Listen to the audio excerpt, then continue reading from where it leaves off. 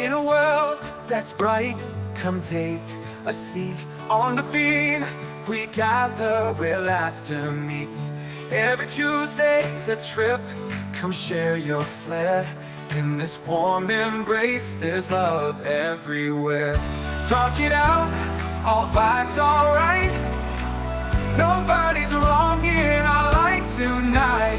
So join us in this cozy space. We're talking it out, with love we embrace.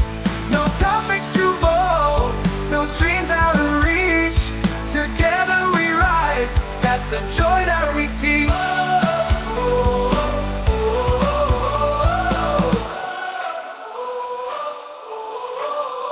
From stories of pride to journeys of heart, we celebrate life, each unique part.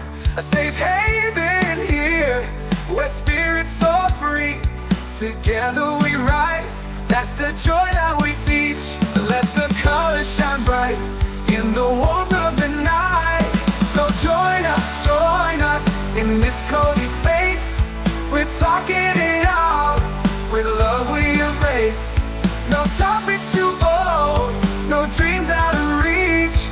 Together we rise, that's the joy that we teach. Let the colors shine bright in the warmth of the night.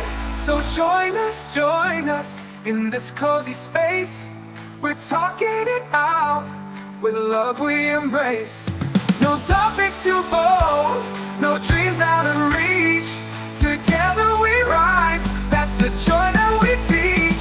With each word we share, we bring the light. Join the talk show, let your heart take flight.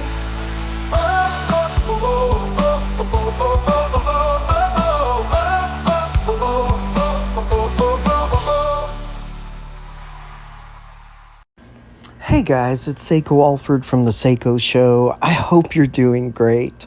I am here at my home in Goodlettsville, and I've got this ceiling fan on, and I've got the window unit on. And so if you hear buzzing and crackling and swaying, it's not only me, but it's also the AC units. Today, I'd like to talk about when you feel like you're depleted and you're down and out, because that's kind of where I'm at. And you know that I'm always telling people, however you're feeling emotionally, mentally, physically, etc., that's valid. I want to affirm that whatever you say that you are feeling is okay. And you should have your moment to cry, and you should have your moment to smile and laugh.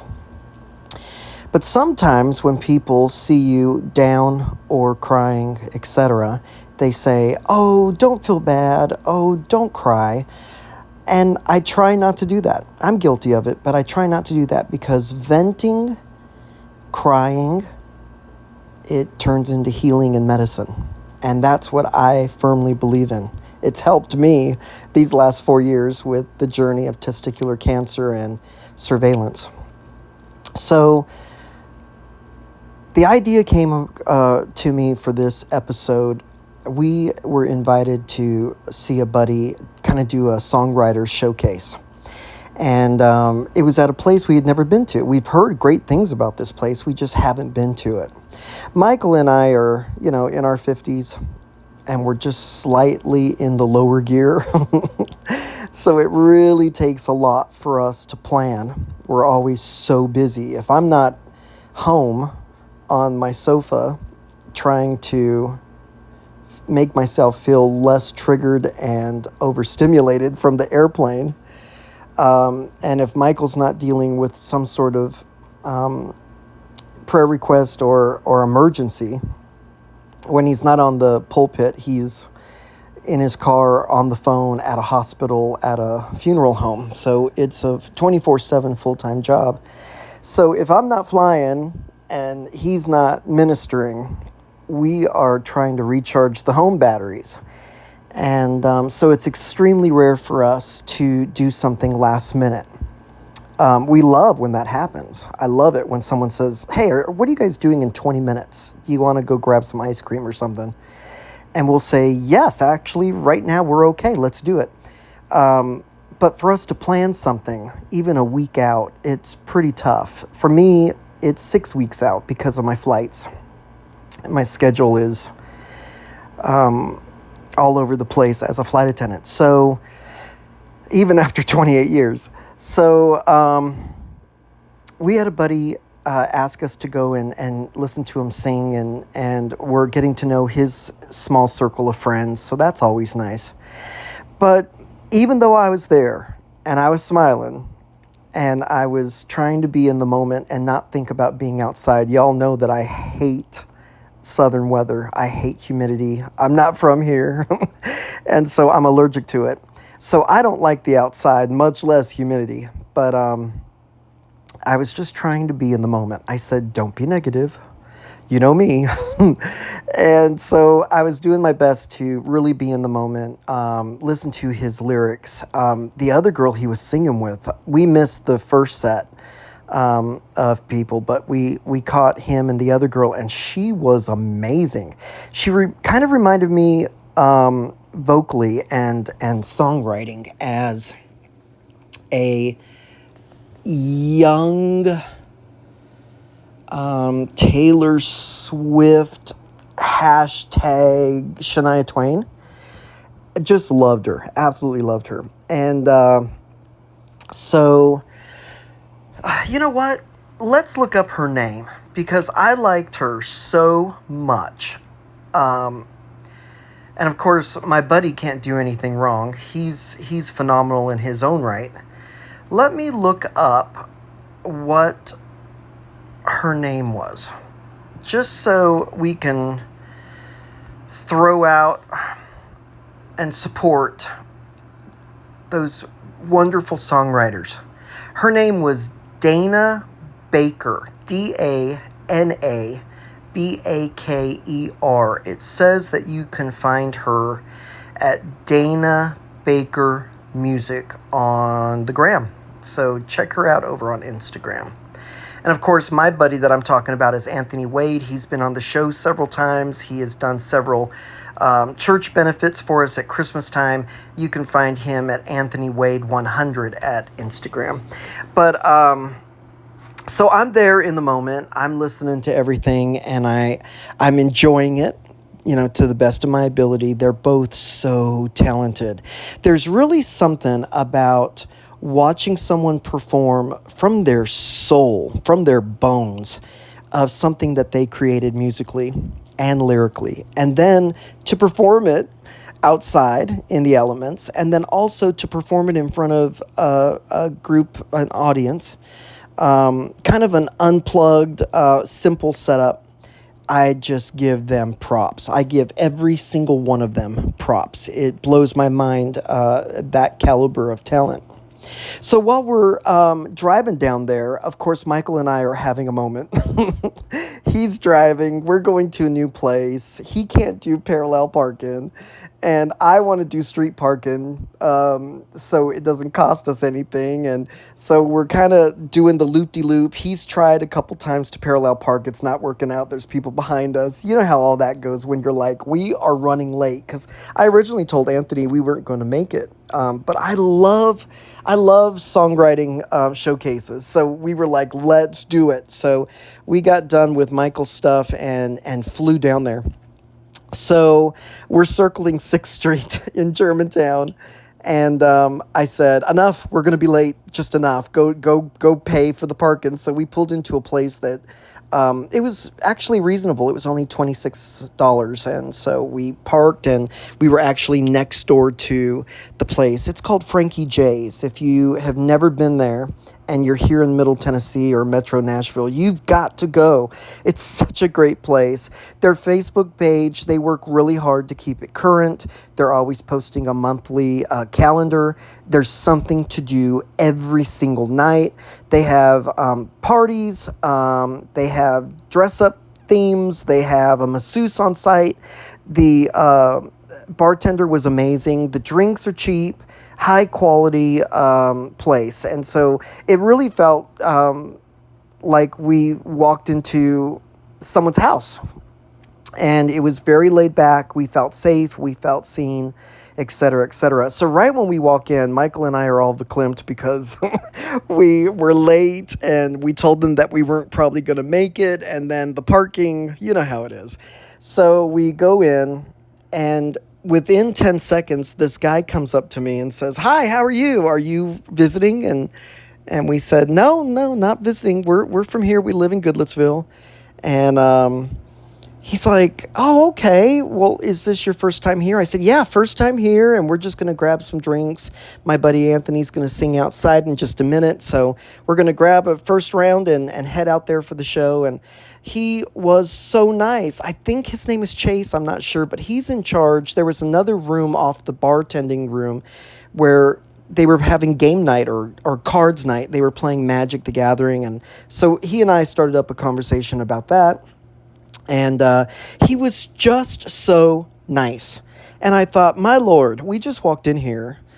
I'm still grieving my father. I'm not in the best of moods mentally. And so for someone to say, "Hey, I've never seen them in here, and I like this place, and I'm going to go make friends," that was ballsy of him, and I give him props for approaching strangers. That's really great. I try to do that as well when I can.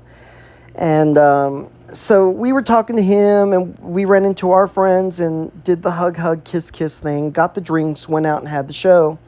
And of course, I am sweating profusely. You know me, allergic to the humidity and the bugs and everything else. And so when we came in, it was a straight shot to the door to get out because I was all sweaty and nasty, and just wanted to get to the car and get home for a shower. But Michael said he noticed that he was trying to get our attention, and he was waving at us to maybe try to stop us from more conversation. And I thought, well, dang, if I hadn't have sweated the way I did, I would have gone in there and made friends. And that brings me looped back to what I'm trying to discuss today. Even when you are depleted and you do not feel like socializing, but you have to support someone because you love them, and we love Anthony, we made it a point that night to get down there and support him. And we had great time. It was just, about an hour and a half, and we were out of there. But the thing I want to touch on is, even when your spirit is broken, and right now I'm grieving, I'm broken.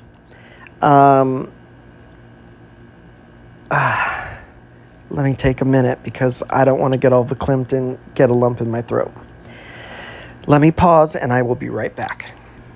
Okay, so when you just feel like you're at your moment of despair, but you also have obligations, it's okay to be in public when you're grieving. It absolutely is.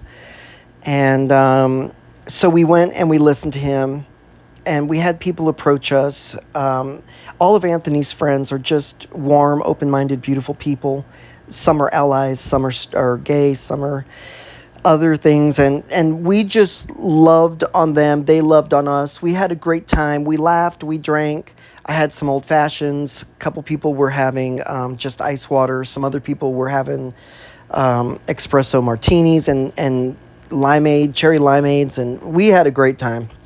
And the martinis must be good because Anthony had 3 of them. But it was very, very nice to be approached and made to feel welcomed. We did see the owners, but we weren't able to go over and butt in and get their attention for a minute and introduce ourselves. But the thing of it is, we were so moved by that guy from the game night that we are going to return, and we're already trying to make plans for September, even though September is packed. We're going to really try to get down there a couple times. And they have theme nights, and it's just, we've always said that we would go to play because of Gospel Gathering once a month. That's the first Sunday of every month. We used to go to Peckers, but they closed down. Tribe isn't what it used to be, at least how we remember it. and we don't go to play or dance clubs at our age.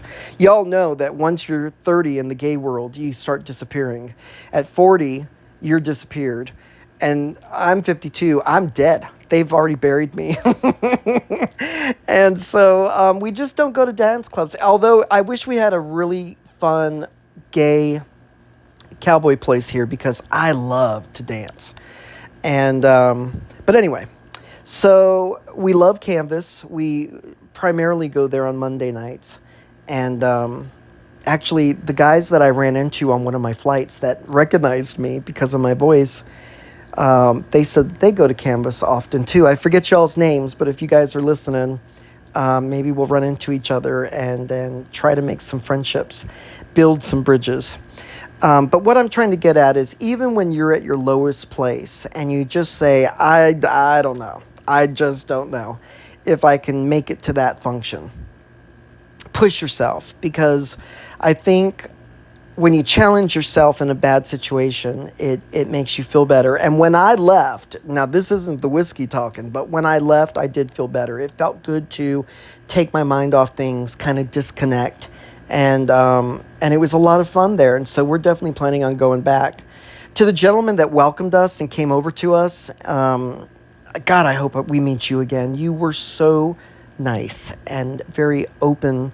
And so that was really, really nice.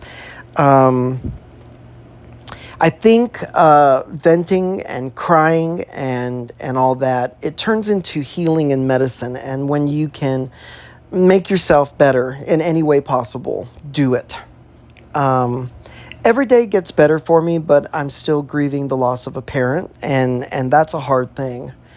But even when you are completely down and out, and you feel like you're completely stripped of everything, you still have to try. What did Harvey Milk say? You got to give them hope. I have hope for my future. I have hope that we're going to make more friends. Michael and I have always been put into a box that's been kind of challenging. And you know me, I'm an open book. I tell it like it is. I'm a Yankee, and and even though it may come off a little salty, because that's what y'all say around me around here, is that I'm a little salty or loudmouthed, I just say the truth. And if you ask me for the truth, I'm going to give it to you, whether you think I'm going to sugarcoat it or not. I'm not really one to piss in the bushes and wave at you. I will tell you to your face the truth. And sometimes that stings, and I'm sorry, but you asked me my opinion, and I'm a truthful person. I'm an open book. Why lie? I have enough problems of my own. So I've always been like that. And so the honest thing is that Michael and I have a hard time as a couple making friends. We're not looking for only couple friends. We're not looking for only older friends. We're looking for friends. And it's something that has been missing in my life. I always wanted a best friend or a brother or a stand-in brother type of friendship, and I've really never had it. The ones that I got kind of close, they either, quit the job or moved out of the state or got a divorce, and things happen, and you lose touch with the people that you think this guy might be a best friend type brother. But it's never really happened for me. Even throughout my whole life, when I had a lot of friends and I was very social, there was a time when I was working at Opryland Gaylord Resort here in Opryland, Nashville, and I had so many friends and so many functions that I had 2 or 3 appearances to make every night because something was going on at all times. And I missed that. But once I flew away, people invite you, and then you're like, I'm out of town. And so that's been our trouble. Either we get judged for Michael being a pastor, or we get judged for just being a couple, or we get judged because we're in our 50s. And it's come to a boiling point now that I want friends, and we don't try hard enough. I'm not saying that it's not our fault. Michael is lightly on the spectrum.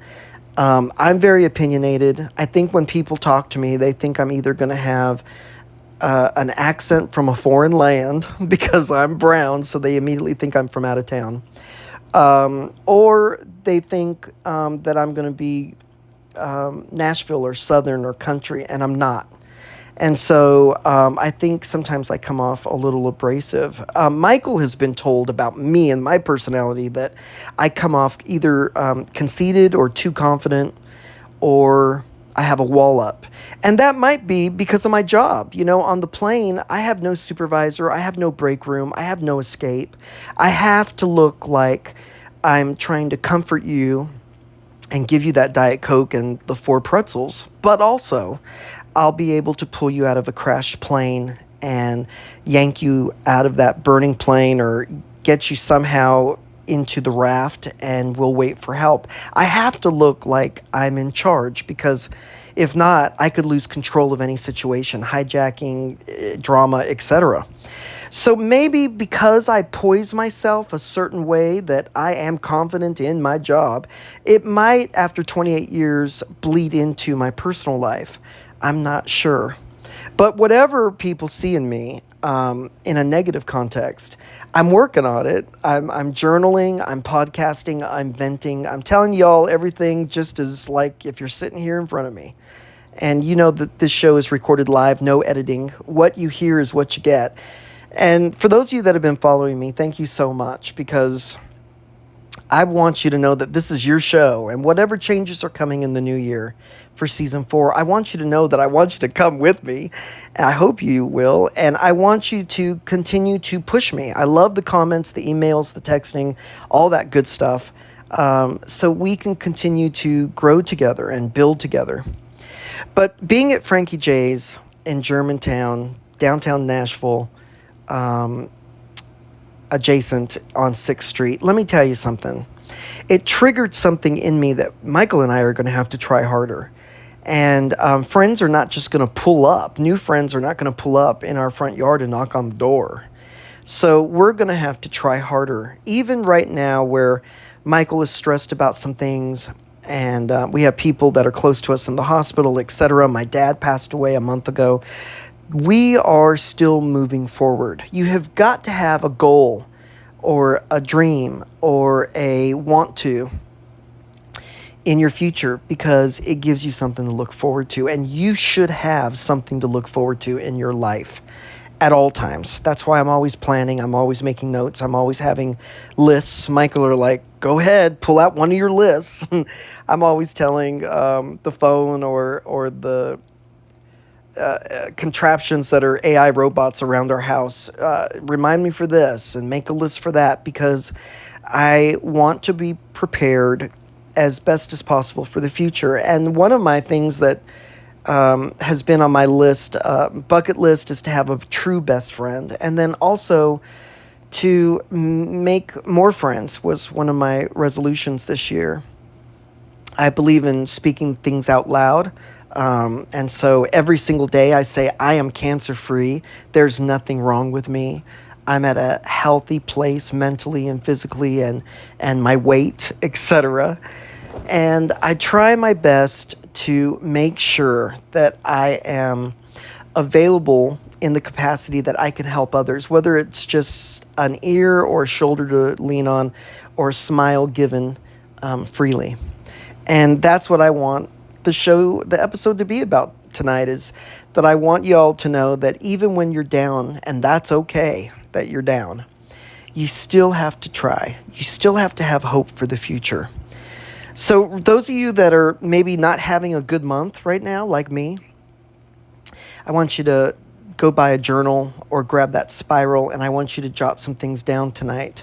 I want you to at least make a list of 5 things that are really going well in your life tonight. And then I want you to make a list of things, whether it's 1 thing or 10 things, that you need to challenge yourself on to recoup and make better and heal for the future. You want to date yourself. Those of you that are single and lonely, date yourself. Keep saying, he's out there, they are out there, she's out there. I'm going to meet them. They're coming my way. Everything you bounce out in the universe, and I've said this in other episodes, I used to say this on the radio show over on the radio station, you must bounce out to the universe, because it will bounce right back. to you. So if you continuously say, I'm so sick, I'm so lonely, I'm so broke, that's going to bounce back. So you need to continuously say audibly out of your mouth using your tongue so your ears hear through the soul that you are happy, content, abundant, healed, whole, and ready. Ready for what's coming in the future. Because the future holds good and bad. It's peaks and valleys, right, y'all? You have to be prepared for either one. And life's a roller coaster, isn't it? And Lord knows I've been stuck on these loop-de-loops. And so I'm kind of ready to move on. Remember the show I did on Little Big Town's new single, Hey There Sunshine? Go listen to that. It will really move you. And it's helped me realize that no matter what, you can push through and, try to make yourself better or happy or content in a way that you can see yourself making new friendships and connections long term. And that's what we want, right? We want to be in a group of chosen family that supports you and loves on you in the good and the bad, right? And that's what I want for you. That's what I want for me. We always get a little heavy here on the show, but that's maybe kind of where I'm at right now. And you guys are the listeners. This is your show, and you guys are obviously downloading and doing your part. And I so appreciate you for that. As I said, surprises are coming. We're probably going to be changing the name and the focus of the podcast coming in season 4 of January 2027. And we're going to be tweaking some things. A new website is coming, and we're going to do a soft opening on that. We're still tweaking it, and that will be out in January as well. Maybe sooner. You never know. And we're going to absolutely continue to do our best to discuss all things queer.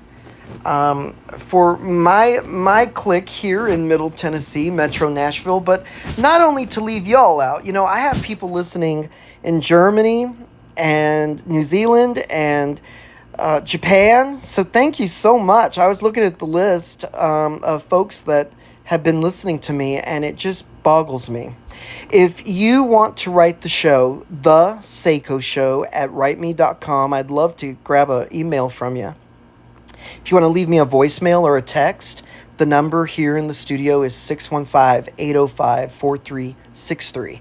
So I hope you guys go over to Podbean and listen to all those hundreds of shows that are over there. And I hope that you look for me, search, like, follow on social media or wherever you listen to your favorite podcasts. And remember this, you are worthy and you are valid. Remember that. I want each of you to do your best to make yourself happy, make yourself content. And also, don't forget to date yourself, even if you're married or dating or whatever. Remember to pamper yourself. Life is short, tomorrow's not promised, right?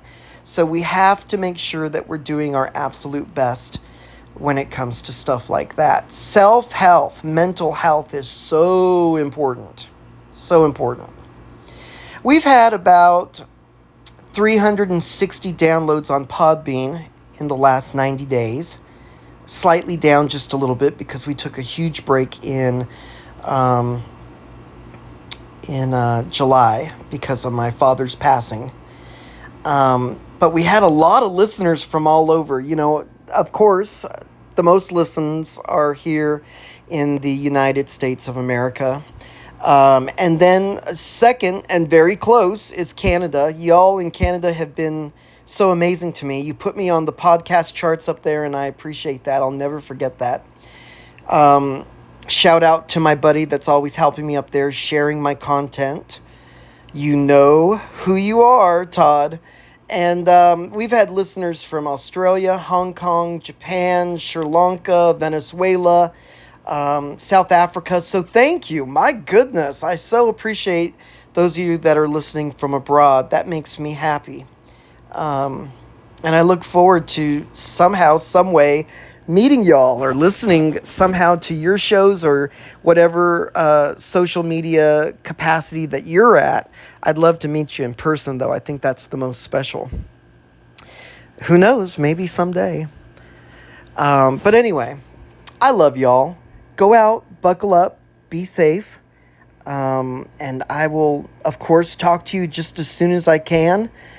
Sometimes I do short little blips on Facebook or Clapper and whatnot. But if not, you know that we're here weekly, every Tuesday night, recorded live, no edits, 7 Central. On a personal note, thank you for everyone that's reached out while I'm grieving about my dad. You guys have really helped me through this. You know I love y'all, and we'll talk soon. I'll talk to you later.